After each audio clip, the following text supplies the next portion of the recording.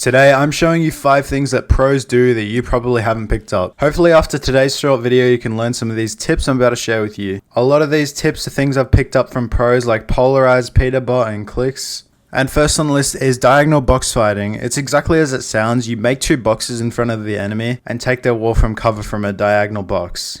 As you can see, Polarize is doing that in this clip.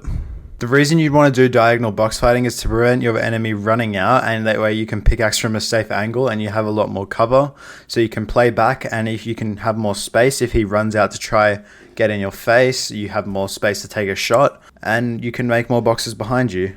Second tip, protective fighting. All of you have been sniped or tried to snipe someone while third partying in this new season, especially with how good snipers are. So spending a few more mats to completely box yourself up is so worth it just to avoid a big snipe. It may not happen all the time, but you should still do it anyway just in case there is a chance. It also stops your enemies from trying to pre-piece you, which is really good to have that, so you still have your own box to play back into. Now this kind of goes with protective fighting, multiple box defense. Name any pro, I'm sure they have done this. They do exactly what it sounds, which is make more than one box to run into in a fight. If you're at a health disadvantage in a fight, you want to make multiple boxes so that way all your walls don't get pressured and you have space to run back into if they're taking your walls. And this just happens either way. If you are wanting to reload or just gain some ground, or if you need some time just to kind of refresh your mind while you're in a fight, you should make multiple boxes, because even when your enemy isn't that bright, they'll often pickaxe the wrong box and jump in.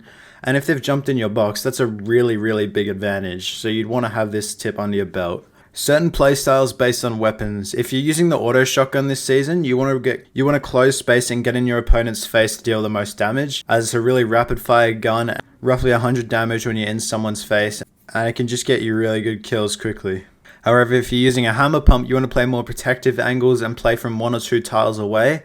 Alright, the final tip on this list, underrated low ground peek. Clicks does this peek a lot recently, and it's a low ground peek with a double edit. Floors and cones have the most edit distance when it comes to any building piece in Fortnite. Using that to your advantage from a tile and a half away, you can place a double edit to block the opponent's sight lines, meaning it can't really see you. And then you can edit it while you're a tile and a half back to trick the opponent into thinking you will be there and having a shotgun out. And as the double edit destroys itself, you get a really free shot. But this can only be used with a hammer pump shotgun, because if you use it with an auto shotgun, you're not going to do as much damage. You're going to probably do about 20-30 damage, which wouldn't really be worth making a play like that.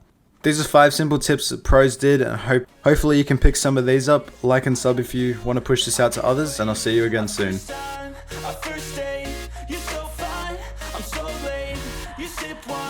I drink straight, don't waste time to my place. I feel my heart erase, so catch me if I fall.